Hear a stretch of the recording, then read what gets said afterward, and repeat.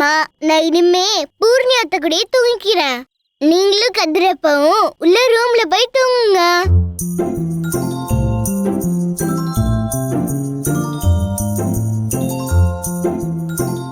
ஏன் நிலா, நீ எப்பவுமே தனமா கூட தானே தூங்குவ. வா நம்ம போய் தூங்கலாம். இல்ல தானேம்மா, நான் அத்தை கூடயே தூங்கிக்கிறேன். ஏன்? ஐயோ, உங்களுக்கு விஷயமே தெரியாதா? என்ன விஷயம்?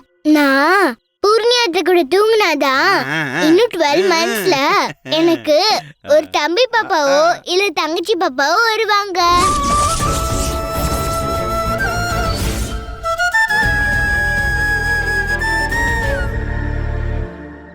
அதான் டக்ளஸ் மாமா சொன்னாரு.